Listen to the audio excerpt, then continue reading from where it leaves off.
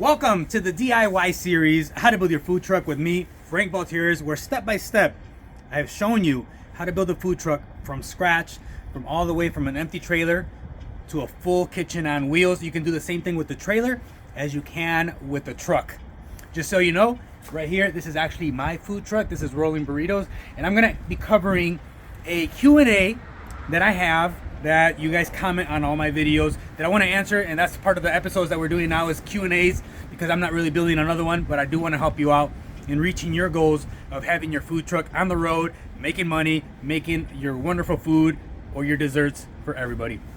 So a question that I have received recently, and a lot has to do with like the electrical and the cost of doing certain things, and I do want to answer that question. However, it's very hard for me to answer the question of how much does it cost to build a food truck, because prices fluctuate. That's number one. It's 100% the truth. For example, right here, I have two different generator power inlet boxes. You guys can see the one on the left is the one that I actually have on my food truck, which is 30 amps. The one on the right is 50 amps. And I do get the question as like, which one should I use? And it all depends on your watts or your amps that you're going to use on your trailer or your truck. For me personally, I only use about 26 amps on my food truck, which is why I have this Westinghouse generator, which right now it's dead. So I need to either charge the battery or buy a new battery, because I left it during winter. I forgot to unplug it and leave it on a trickle charger for like the months of winter. So right now I was trying to turn it on and it doesn't turn on. So that's my fault for not having it. It has a little door right here, and then the battery, just a 12-volt battery, sits in there. But I'll be able to do that. That's not a problem. That's easy to fix. But on here, the only difference, there's two differences. One of them, on the 50 amp, it's bigger. It's a bigger inlet box. It handles more amps, obviously, because it's 50 amps.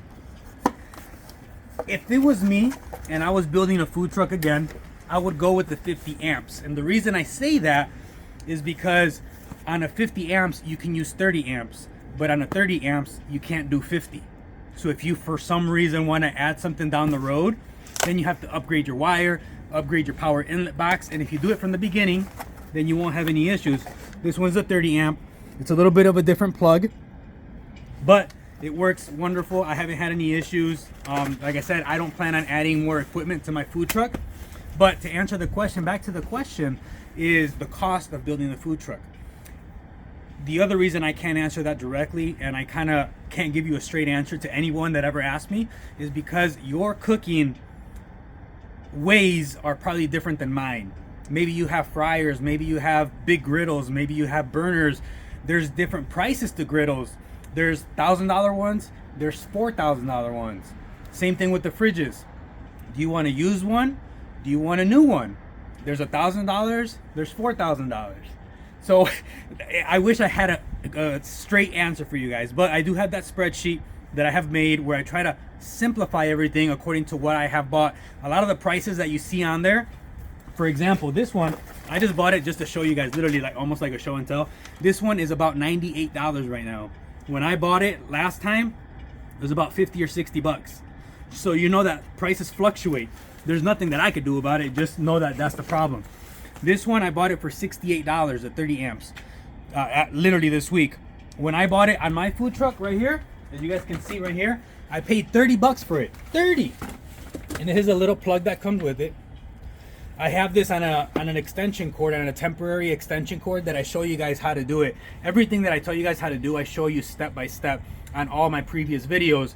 And like I said, if you guys do have questions, just drop them in the comments and I try to answer each and every one. But that's one of the frequently asked questions is, why should I use a 50 amp? Why'd you use a 30 and you put on the links 50 amp? Because I would really recommend you go with the 50 amp. That's plain and simple what I would recommend.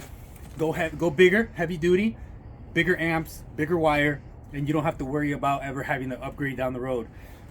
If I ever had to, it'd be easy. Obviously, I've done it before, so to me, it's not a big deal to do it.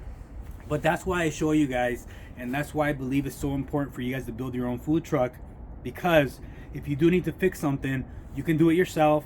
You don't have to rely on somebody to show up. Are they going to be here on time? Are they actually going to fix it? I have an event Saturday and no one's here, you know. So if you end up learning how to do this stuff yourself, during the week you can prep for the weekend if that's all you do, Friday, Saturday, Sunday.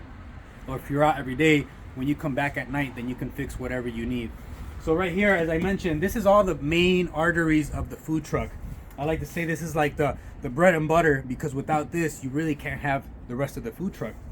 This is the tongue of the trailer. On the trucks, it would be, maybe you have your tanks in the back, your generator, maybe you have a generator box underneath. I don't need it. I don't require it out here with us in DuPage County in Illinois. So I can have my generator right up here. I don't do solar. Don't ask me about solar. I will never use it myself because the investment does not justify the cost. This baby right here, 800, $1,000 or whatnot, you just fire it up and it's ready to rock and roll. I don't have to worry about the sun. If there is no sun like that right now, you know, there is literally no sun out. My propane tanks sit right here. I have two 30-pound propane tanks. Right here is my propane changeover regulator. This one you can swap between tanks. If one gets empty, you can just swap it to the right or to the left, and it works. And it's able to, so you can see right there, it turns green. That means that it's still functioning, which is always nice to see, because these are a pain in the butt to swap out if one were to go bad. So that's how you fire up your cooking equipment. For me, it's propane. You can have electric if you wanted to. Another question that I get, and it's something that I try to answer it as nicely as possible for you guys, is you guys ask me, where do I find my stainless steel sheets? And I'll tell you guys right now, right off the bat, you will never, capital letters on that, never probably find pricing that I found in 2019, right at the 2020 cusp. I found my stainless steel sheets that you see right here for about $50 a sheet. That literally does not even exist. They're about $400 a sheet right now. And I found them because they were sheets that were dented on all the corners. This is probably a piece that I bought. This is probably not one of them, but they were all dented in the corners. They were 4x10s.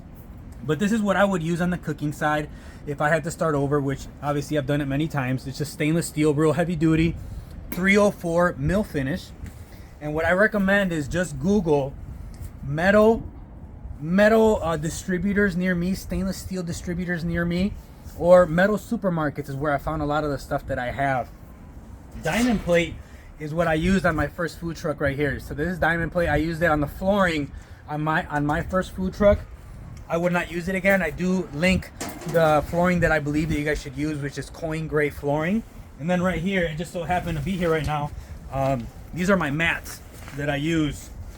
These right here are wonderful because you put them on top of your flooring, and then obviously you can wash them if they get dirty. They're like almost like anti-fatigue mats or whatever they call it, but it does protect your floor, and it does, it's chilly out here, and it does provide the protection that you need, right? And like for slipping and things like that, you don't want to slip on your floor and hurt yourself or somebody like that.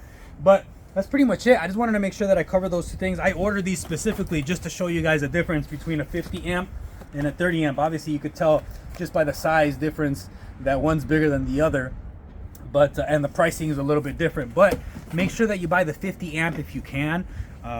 Again, I link everything in the description that I possibly can, you know, they let me with the characters that they let me add on YouTube. But if you want access to a spreadsheet, the pricing is not as updated as probably you see today, but it does give you a good guideline. I have links on there that's like a shortcut to everything that you need. Make sure you message me at rollingburritosfoodtruck@gmail.com, and I can get that to you, or drop a comment here and your questions and I can get those for you as well. Just a recap. We got the Westinghouse generator. It pushes about 30 amps. We have the Stromberg trailer tray, which holds the generator. Two 30-pound propane tanks. And then the baby right here, which is your generator inlet box, which gives you all the juice that you need to be able to power up your food truck or your food trailer. Again, thanks for watching. I do try to answer every question myself and make sure that I get to you in a timely manner. But if I do miss your question, do not hesitate to drop it a second time, because I will get to it. Frank Baltieres on how to build your food truck. Thank you for watching. Thank you for subscribing.